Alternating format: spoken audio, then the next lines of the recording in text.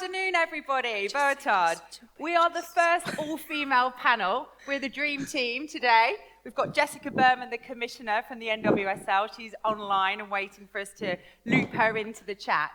But we have 5 fantastic expert speakers, and we're going to go straight to the heart of the issue, and I'm sure we're all here to win for female leadership in sport. And I'm going to go straight to Yvonne. Yvonne, you were recently promoted to General Counsel Federation at World Rugby. Congratulations. And it is a mantra that we all hear, but if you can see it, you can be it. And every woman on the stage is testament to that. What is the sport of rugby union doing to enhance its governance to promote gender equity? Well, thank you, Katie. What an intro. And with the dream team as well, I feel like no pressure at all now. First of all, I want to say I'm really delighted to be here. Obviously, women in leadership in sport, particularly, is something I'm really passionate about. So it's terrific to be here and to be joined by my colleagues. So thank you.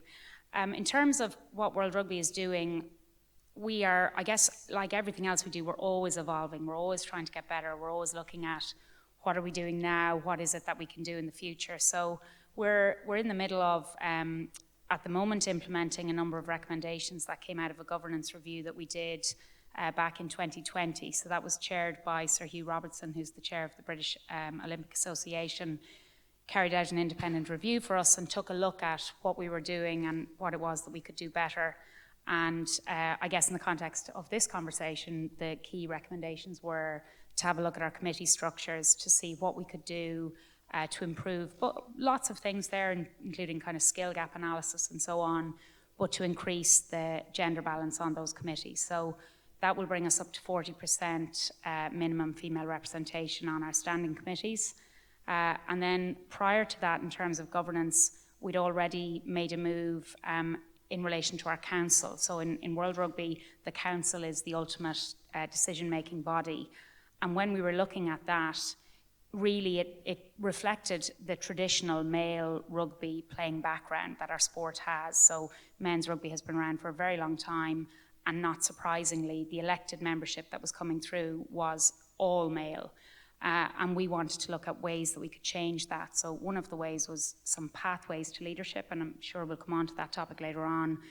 But the other way was, what can we do that will have an immediate effect? What kind of changes can we make now so that we don't need to wait for that pathway to kind of kick talent forward? And what we did was we introduced an additional representative seat for many of our member unions, provided the person that they brought was female. So they were required to bring a female member if they wanted to take up that additional position.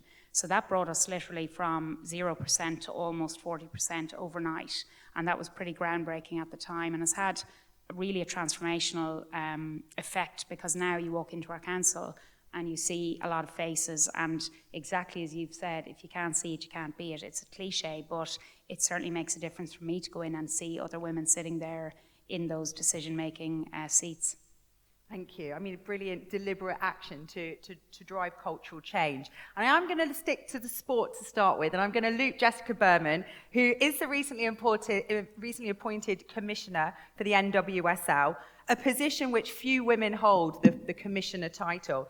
Jessica, what were the biggest challenges you faced in your career? If you could share them with us.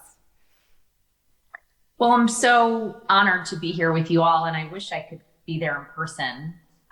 Thank you so much for including me, Katie, and for giving me the opportunity to be among these amazing women to talk about women in leadership.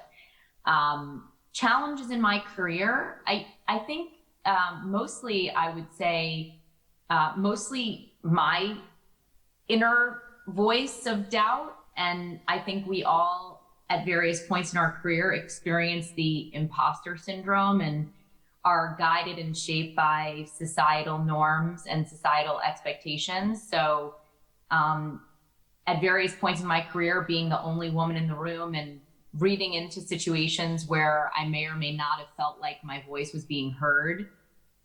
In hindsight, I wonder how much of that was my own insecurities as opposed to how others were perceiving me. But at the end of the day, I think, you know, it's a combination of being the only. And now that I'm in a position of leadership, really being intentional about the people in the room who are and only. Actually, at my league, now at the National Women's Soccer League, it's mostly men who are the only in a room. And it is so female dominated that I'm very conscious of how they might feel.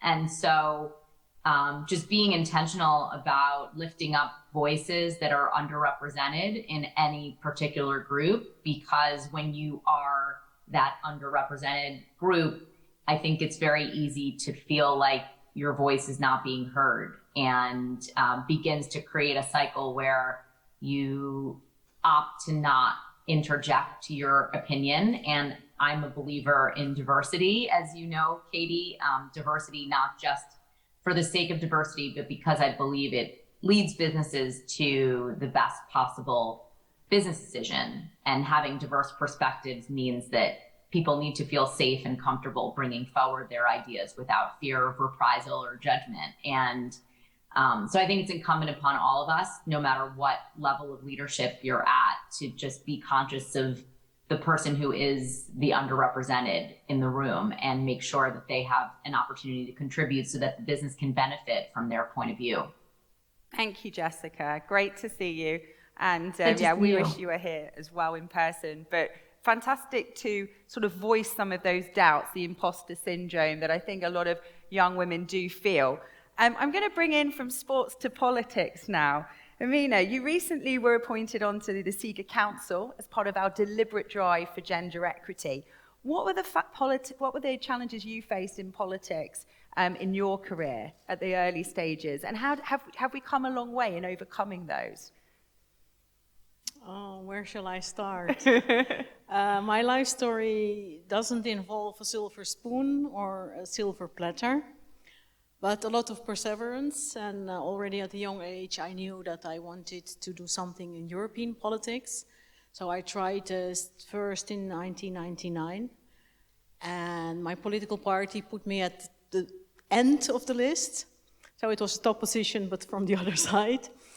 And of course, I had not any chance to become a member of European Parliament.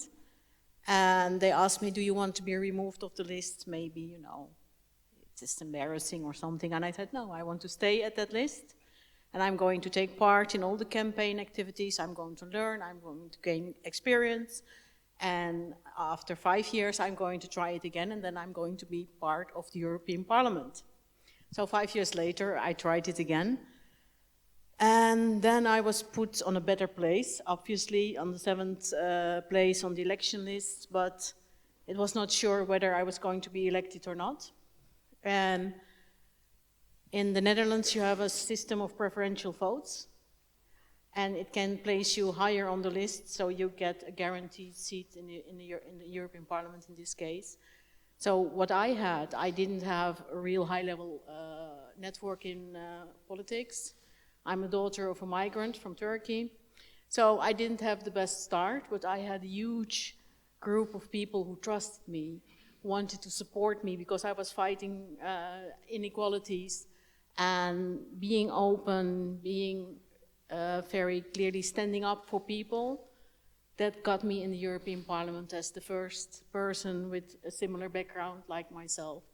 So it was not easy, but I fought for it, and I was voted with a tremendous amount of preferential votes, 25,000, and I got at the 4th place on the list. So I got in 2004. I stayed 10 years in the Parliament. And do you want to say something also about my work in the Parliament? I'm going to go on to that in the next round. Okay. So yeah, but it's incredible. It's incredible, and it just shows perseverance does win. Lauren, you've got the word innovation in your title, which I'm really jealous about. Can you tell us about how you're bringing innovation to Under Armour? Sure. So again, thank you for having me. The after lunch slot's always tough, so if anyone nods off, I'm not going to take it personally. So I've been with Under Armour for 11 and a half years. I was brought on, I'm actually a paralegal by trade, so I was brought on to handle our intellectual property side.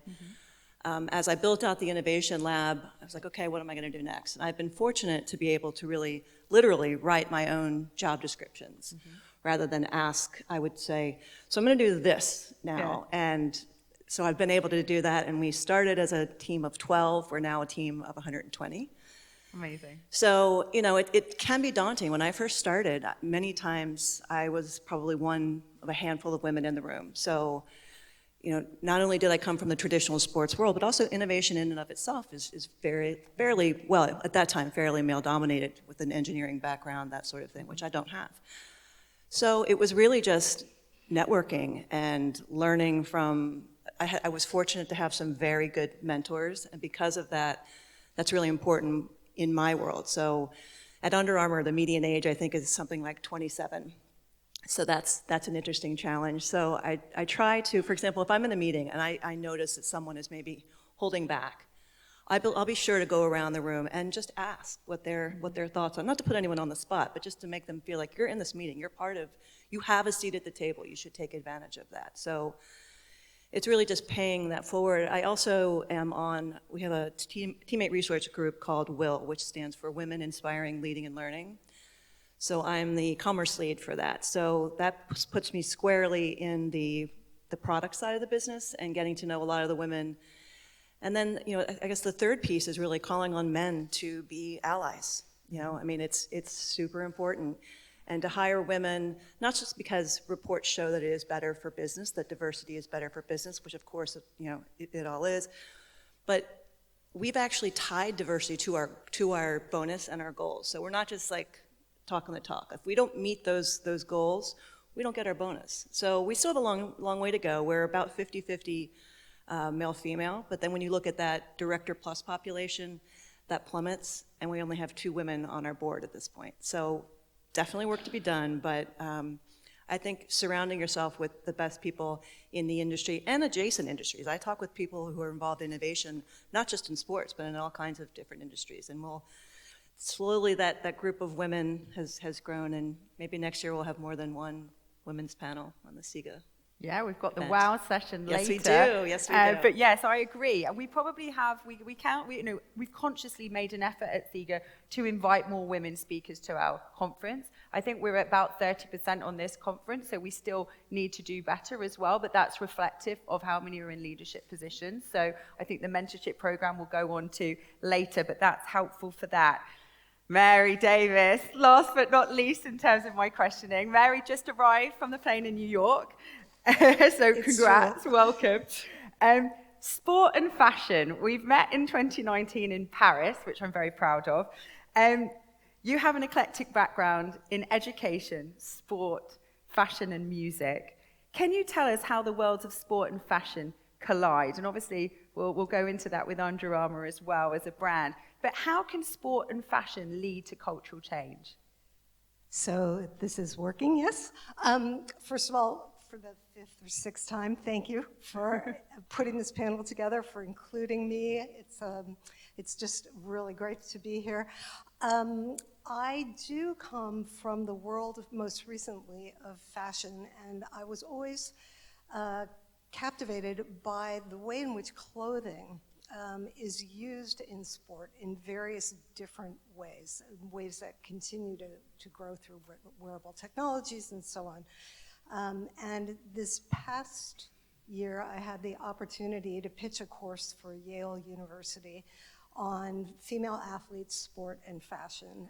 And I thought, what a great thing to be able to do this, it's a very small capstone course for seniors, to have sort of a lab where they can look at the issues that that exist at this intersection of fashion, women's leadership, and empowerment, and sport.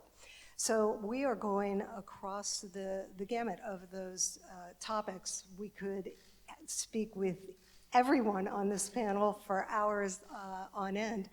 But the course began during the week when Serena Williams announced her evolution away from tennis in Vogue magazine, as you all know. So it gave us a lot to talk about, not just the superficial-ish matters of a celebrity athlete being on the cover of Vogue, which she had done times before, but of the mission that she spoke to of using her power in sport to reach young women, to further empowerment, and to create investment in diverse communities. It's very important to me that this course is in the context of a global affairs school, because it really is a kind of cultural diplomacy, a soft diplomacy that has impact and meaning that many people don't see. Many people dismiss the idea of fashion in this arena as well as others as frivolous, and it's anything but. Thank you, and we're delighted to partner with you on the course. Yes. And I just want to shout out to the students who are watching online. I know you're following this week as part of your curriculum, which is great. We are, and I should have said, the course is structured so that the students work for a client and do data analysis and research for that client. So they're researching these intersections of fashion and sport for SIGA. So they'll be providing data and analytical advice to the organization. Brilliant. And we hope to be able to provide internships to them with some of these fantastic women within our mentorship and some of the organisations here. Everyone, I'm coming back to you.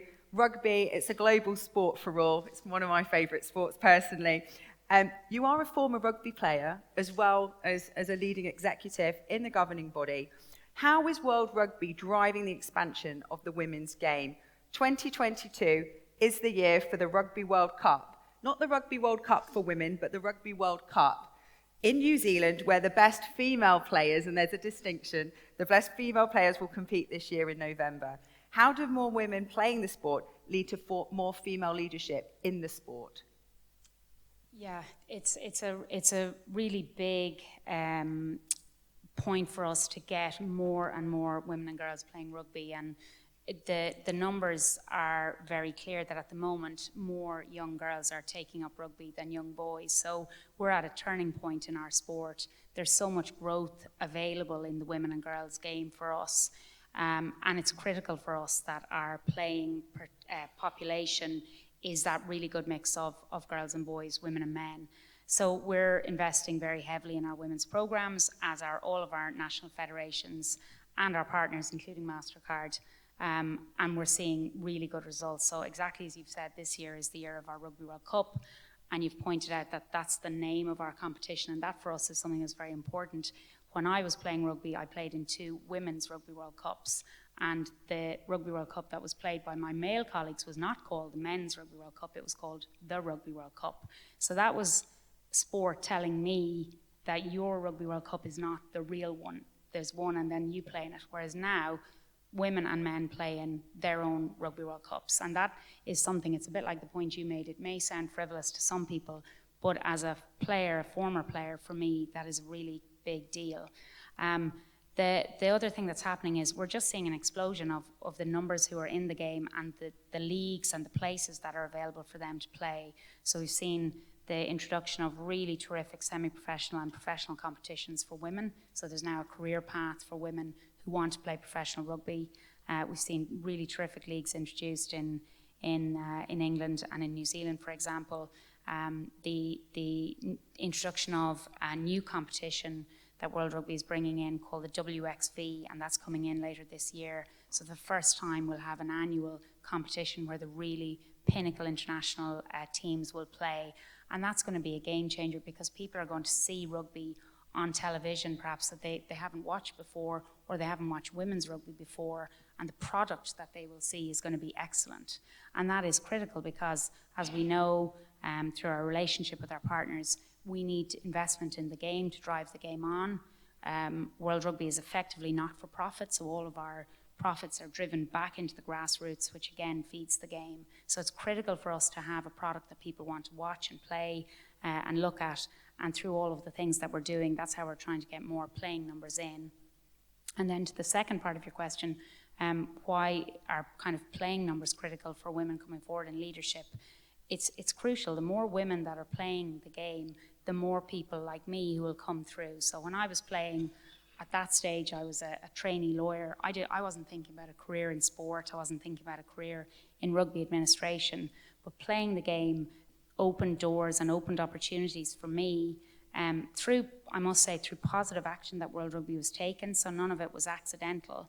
And I've learned from that you need to take positive steps to go out and find women, that they won't always come to your door. I'm sure we've all heard there's research and data about women not applying for roles unless they feel they can hit every single criteria. And we have to actively think about that. How do we get out there and identify women who we can bring through our game? And obviously, the more women and girls who play, the bigger that population is. So for all those reasons, for us, it's crucial that we get as many women and girls playing, because exactly as you said, Katie, it is the best sport, bar none. Well, I'm glad we agree on that. I'm going to bring you back in, Amina, in terms of the politics, because it's about getting girls playing sport, and that can lead to leadership qualities. What important strides have been made to promote gender equity in sport, and how can the government spur the agenda more forward to promote greater participation in sport for young girls, and then that leads on to careers in all sorts of professions?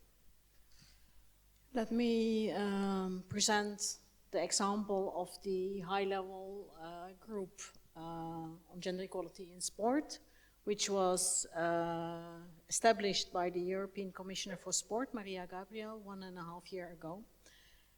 And 15 experts and their advisors started to work on making recommendations to the European Commission, to the member states, to the sports world, how to achieve better gender equality in sport.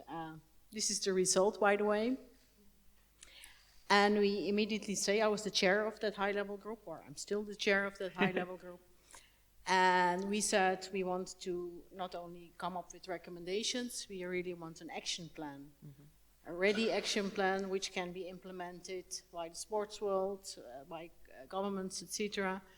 And we did that by making recommendations and an action plan on participation of women and girls, on leadership, on coaching and officiating, media, social and economic angle, gender-based violence.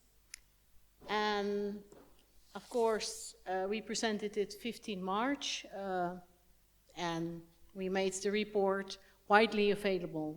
So it's translated in all the 27 languages of the European Union. And let me say what already now the result is, because it was presented. Agenda setting is very important if you really want to achieve goals. So it was presented at the Sports Forum.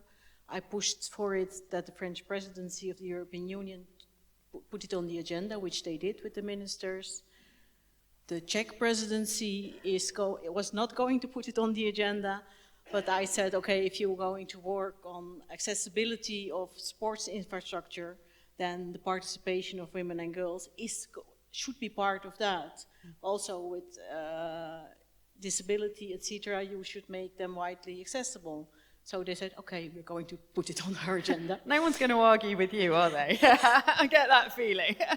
So then the Be Equal Award is going to be launched next year by the European Commission. The European Week of Sports, which starts next week, is going to be taking up participation of women and girls. Mm-hmm. There is already an ambassador, a young woman from the Netherlands, that's not a coincidence, who is going to work on these topics. There is going to be a specialized conference under the Spanish presidency next year on gender equality in sport. And next month I'm going to present the recommendations to the 47 ministers of sport of the Council of Europe. So just a little bit of progress. So, and I think that's key. If you really want to drive for change, of course, there are a lot of basic principles. You need funding, you really need agenda setting, you need to monitor it, you need policies, etc., etc. But it starts with drive, it starts with political will, and you have to push for it. And we did it together with all the NGOs, all the stakeholders have a role to fulfill, and we should cooperate together to really bring it to the agenda and keep it on the agenda and push for results. Thank you. Brilliant answer. Brilliant to also hear all the brilliant work that's been going on. And yeah, we thank you for it. Lauren, I was chatting to Yvonne before. We were talking about her days playing rugby. Surprisingly, she was playing when she first started in a men's small kit. That's all there was. Sometimes having to put the shorts back to front so that it would fit. How is Under Armour focusing on designing product engineered for the female form products? Yeah, so that's really been a big initiative of ours for the past couple of years. We first came out with our women's product in, I want to say 2005, and Kevin Plank, our CEO and founder, took one look at it, and he's like, no, we're not going to just shrink it and pink it. This needs to actually be built for women. So, fast forward to now, for example, we're actually creating sports bras that are engineered for the different, not only the levels of sport, but what a woman's body at different stages of her life going through. And then most exciting, I think, is our Althea run shoe that just came out. And that is built on a women's last. The last, for people who don't know, that's what shoes are built on. It's the plastic form that goes inside. And before, particularly with cleated product, it was especially dangerous because our biomechanics are completely different than that of a man. So if you're wearing football boots that are not engineered for you, you're looking for an injury. That's not how I did this. But so really listening to our athletes. We have a partnership with a great many schools that we listen to their athletes. We take product out to them. We have one of the things that I do is I manage our online idea submission portal that sits on our underarmour.com site that anyone, regardless of IP protection, size of the company, anyone can send their thoughts in, their ideas of what products. So it's true open innovation. Lots of people have innovation in their title, and it's become a bit of a buzzword. But true open innovation means being open to, we're not going to have all of the ideas within the four walls of open innovation. So gathering those athlete insights are I think how we're going to win. That's our mission, is make all athletes better. And so for me, that focus has really been on female athletes and girls, of course. Mary, commenting on the fashion piece, tell us. Our students were so excited when we were talking about this shoe being developed on a woman's last, and they couldn't believe that it had taken so long for that to happen. It is a remarkable breakthrough in many ways, the fact that it's happening, but the fact that it's happening now. So yes, more of that. And what other sort of fashion? How can fashion innovate in terms of sport and leadership? Because I mean, I've got my heels on now, but I had my trainers on all day yesterday, and we were saying COVID has changed the way what we wear. I think we are all, Yvonne agreed with me as well, that the heels may be something of the past. Really, how is what we're wearing as women showing leadership in other ways, and what do you think about that? So there's a lot of discussion, of course, in this class, but out in the wider world about the long-term effects of COVID on fashion, and how, really whether people are going to want to stay in athleisure and sweatpants, or whether people are really going to veer back the other way to wearing those kind of heels all the time. And probably the answer is something in the middle, but we are in the middle of Fashion Month, and we've just come through the first few days of New York Fashion Week. Again, I have to say Serena Williams was walking in a number of those shows and did a special event called Glam Slam. She was one of a number of women athletes who were part of that, celebrating the US Open and fashion together. But I think the bigger question, Katie, is like, what people are comfortable with is where they're going to land. That would be, if I put on my prognostication hat, that's what I would say. And that's where a shoe like the Under Armour shoe really makes a difference, because yes, there are performance versions of that shoe, but I'm guessing that there are also versions of that shoe that are just training shoes or lifestyle shoes, right? Yeah, can I just add on to that real quick? Yeah, you're exactly right. We're always going to be performance driven. Like everything we do starts with performance. So we've kind of taken a hit, I think, a little bit for not sort of verging into that athleisure market. But the way we look at it is like, performance apparel and footwear that you can still look good in while you're wearing it. So you're comfortable, you have the wider toe box, the narrower heel, that's all based on science and science-backed. But you also look good in it. So, I mean, and that's, that's important too, right? Yes, delivering and looking good. Well, looking good can be a part of performance Yeah. too. If you look good and feel good, the likelihood of good performance, the athletes on the stage here can speak to this more than I can, but that seems to correlate, right? I'm going to bring Jessica back in on the screen. Jessica, you were in London for the final of the UEFA Women's Euros, and it was electric. Do you think the Lionesses' victory has turned the corner for women's sport, both from in terms of media coverage, are we going to increase visibility, but also in how it's being promoted across the world? Well, I'll start by saying that it was such a pleasure to be there and to feel the energy and support and enthusiasm from the entire country. I felt it not just from fans, but in conversations with media partners and brands. It really did get people's attention. It's hard to say whether it will be the turning point, because I actually think the true test for women's soccer is going to be the success of the professional clubs.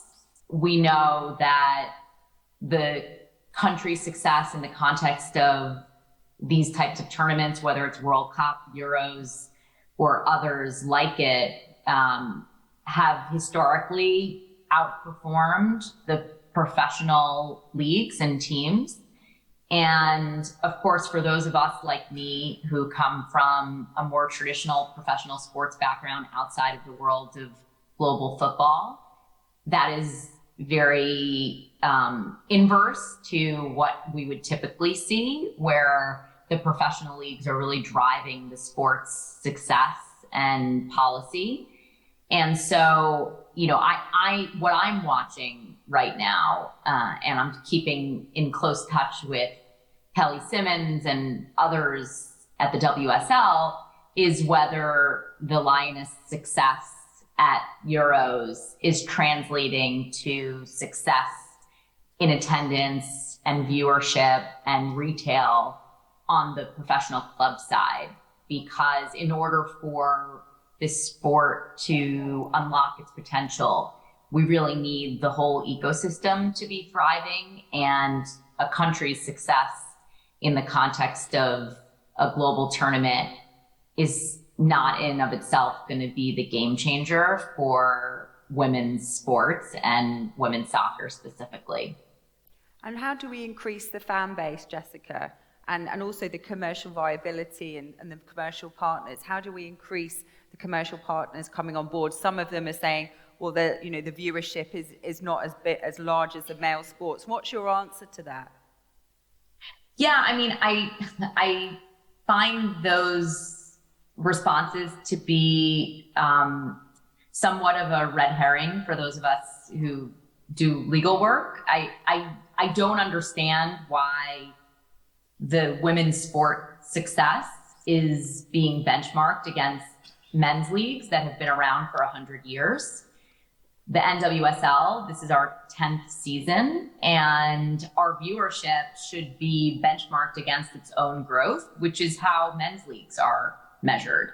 They measure men's leagues in year-over-year growth, in year-over-year intrinsic value. They look at enterprise value. They look at valuations. They understand that the investment is an asset appreciation investment, as opposed to looking at the annual P&L to see whether the business is, quote, sustainable or viable.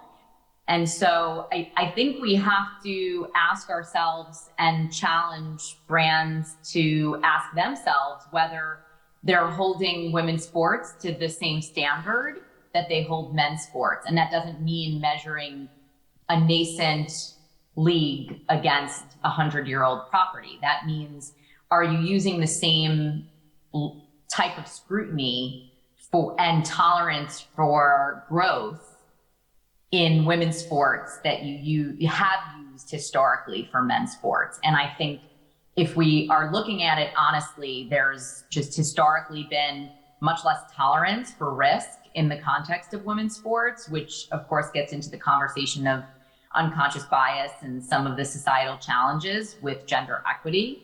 And so our approach is really, you know, as one of our investors says, Alexis Ohanian, who's Serena's husband, I just spoke on a panel with him at the US Open at the women's final in New York last weekend to a room full of CMOs and CEOs. And he used the term, which I will cite forever and for always now, facts, not feelings.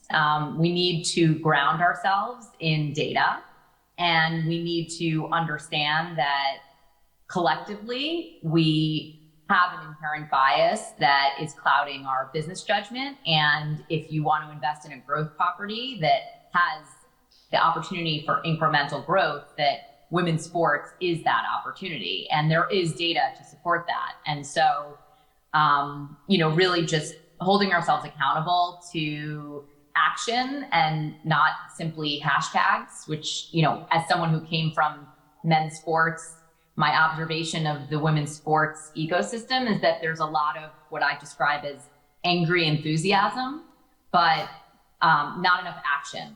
And so really thinking about how we're going to convert people who are passionate about this topic and believe in its future and are willing to invest to demonstrate that growth. Thank you for that explanation of the metrics behind the sponsorship, because I think that is the clarification that's needed. And obviously, MasterCard, our founding member, have got involved in women's sports very early on. I want to ask you, Amina, is how do you achieve gender equity in different geographical regions when there are different cultures? That's a tough one. How do you go about that? Let's not forget that sport is a really excellent tool to build bridges between nations, between people, and also in different cultures, different countries, you can do that. I think sport diplomacy is very important, but if I were to give an answer from a European perspective, what you can do, for instance, from the side of the European Union, with cooperation development, you can put criteria for funding, enhancing gender equality in sport. You can put it on the agenda. Of course, the role of multilateral organizations like the UN is very important in this, to bring the message on the table.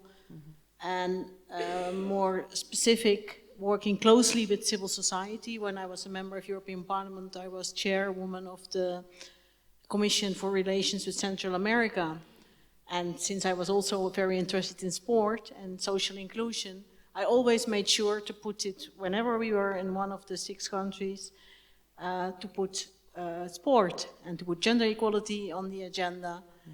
So that's our ways where it's happening. I saw it in El Salvador, where they had projects with kids, with girls, with sport in deprivileged areas. I saw it in Bosnia and Herzegovina.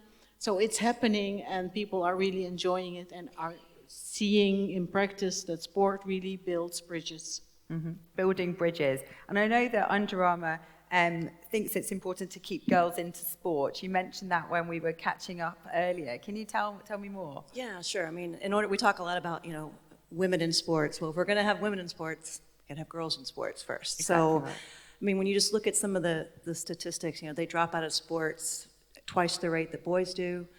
62% of girls never play sports, which is just, especially in the business I am, a horrific number. So we do a lot of grassroots work, particularly in Baltimore, where there are a lot of underserved communities. So one thing we did is we outfitted every public school athlete with a full kit and footwear so that wouldn't be a barrier to entry. You know, we worry about that, particularly coming out of COVID. You know, the more elite travel leagues and those organizations, they'll be fine. They have, you know, enough support, but sort of the smaller rec leagues that the mom and dads run, those really suffered. And I think you multiply that throughout the world. So committing to those athletes and staying with them. We do a lot with Girls on the Run, where you don't even have to be a runner. You just go and you cheer them on, and they end up doing a 5K. So I think it's just showing up for the girls, and knowing that, not doing a one-off event and then they never see you again. I mean, we have ongoing commitments to, not just in Baltimore, but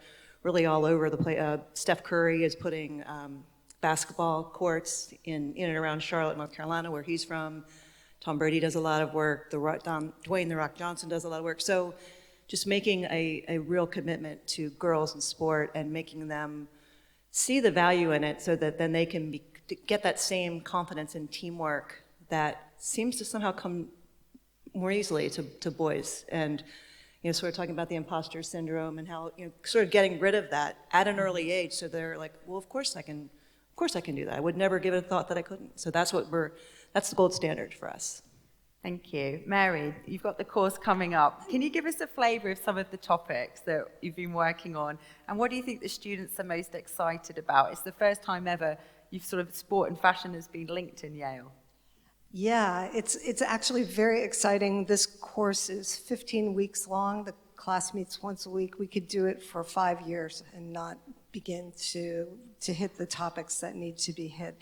But one of them is related to girls. We are looking in the next couple of weeks at the 50th anniversary of varsity women's sports at Yale. So we've had the Title IX 50th. This is a different kind of celebration at Yale, where athletes who were in those first classes of varsity athletes are coming back to campus.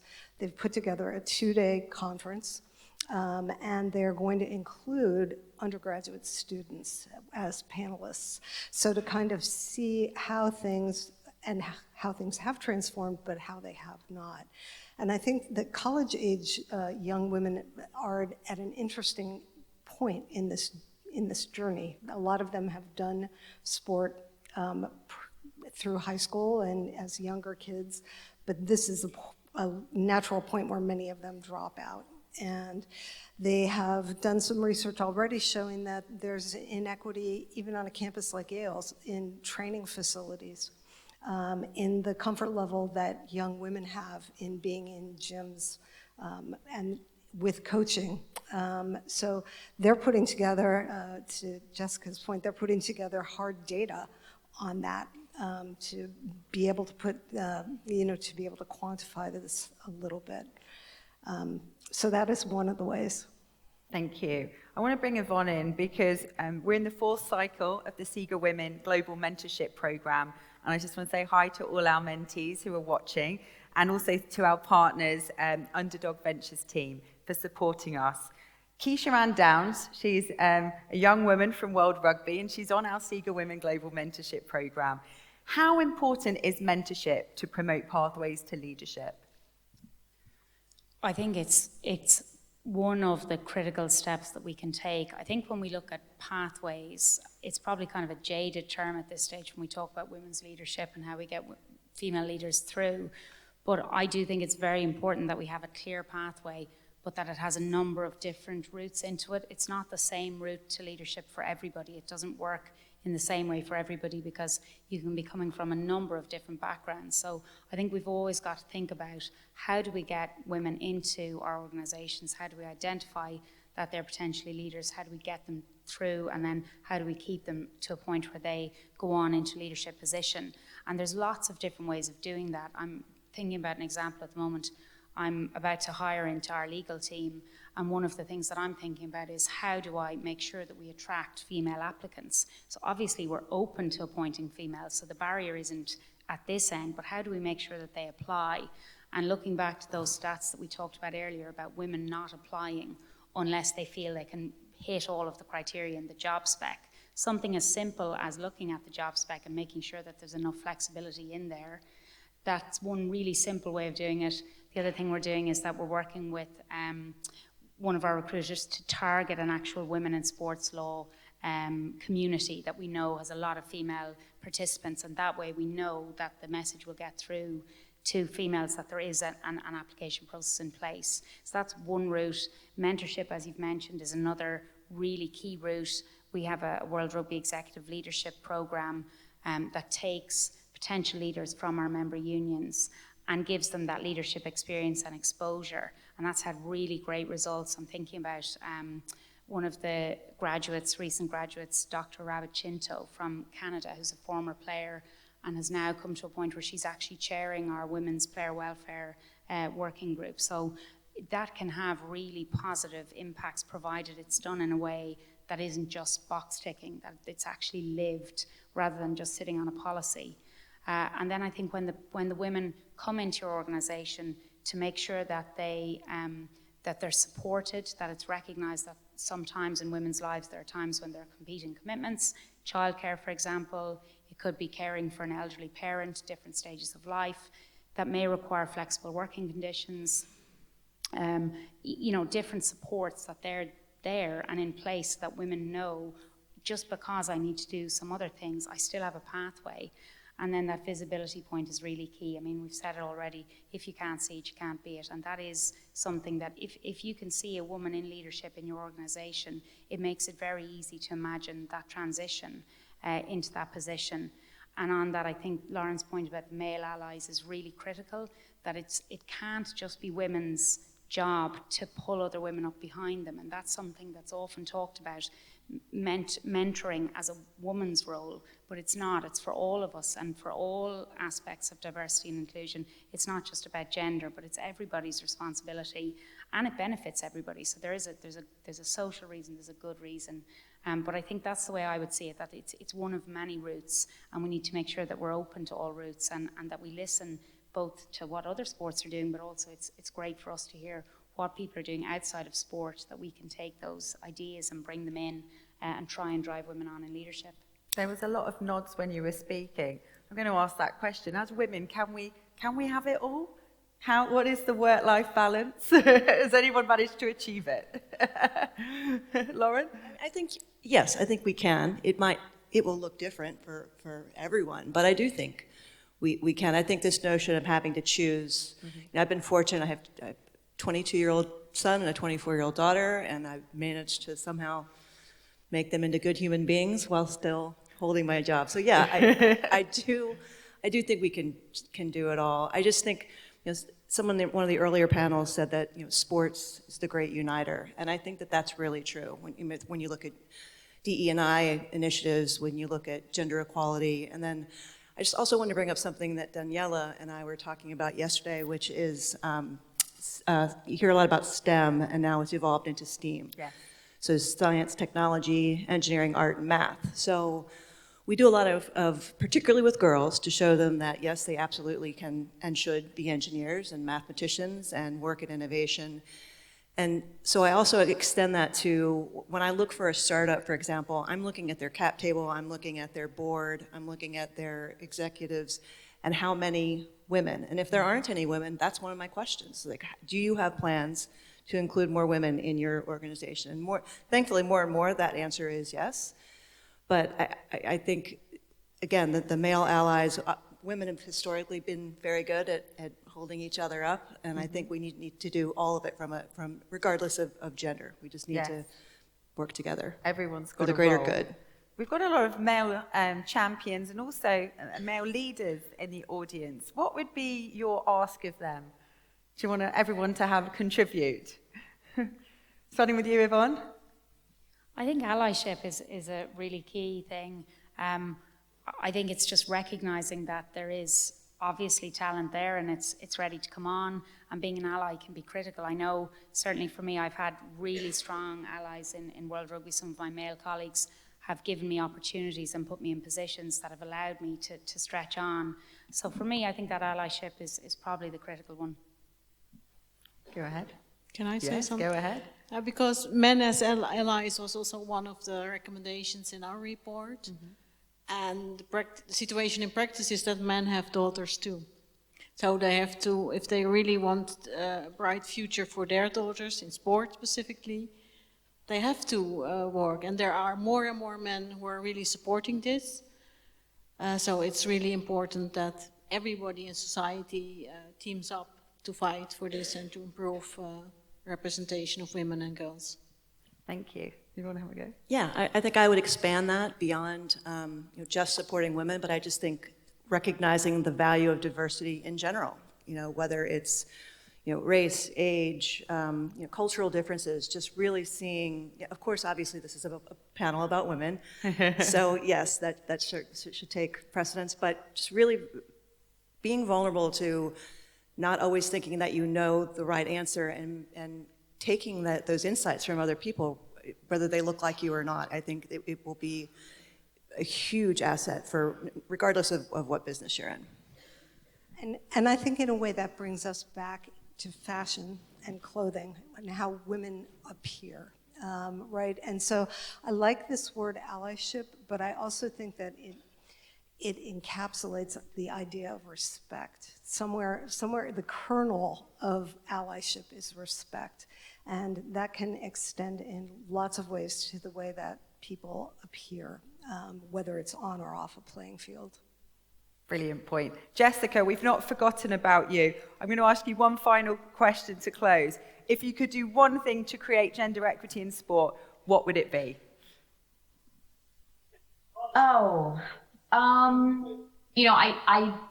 Sort of building on some of the discussion about the role of men and boys, I would say just to find a way to capture the innocence of how a little boy views a girl. I can say one of my proudest moments as a mom was this past weekend when I was at the Gotham game in New York and we were watching an NWSL match.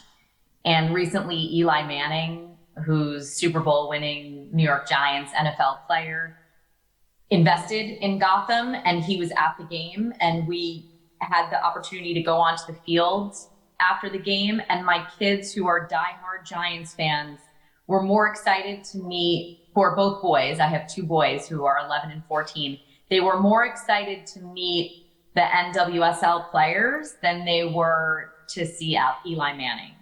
And that to me is what's going to change the future, because all of these gender equity movement initiatives are really important, but we're trying to change culture.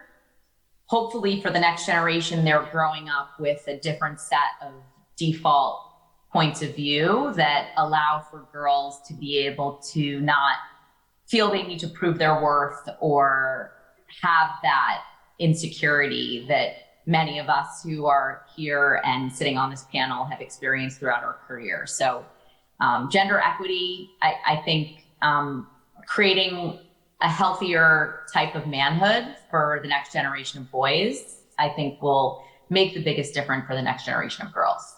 Thanks, Jessica. And I've met one of your sons, so I know what a gentleman he is. I'd like to thank all my panel here. It's about cultural change. It's part of good governance. It's enshrined in our universal standards on good governance in sport. The gold standard is currently 30%. But obviously, to lead by example, we need to be 50%. That's what we've done at SIGA. We've changed our statutes, and it's great to have you on our council. And I can see Hayley Price from Tata CS right in front of me, as well as Kate Bevan on our council too. Thank you, and I'll be seeing you later for SIGA Wow.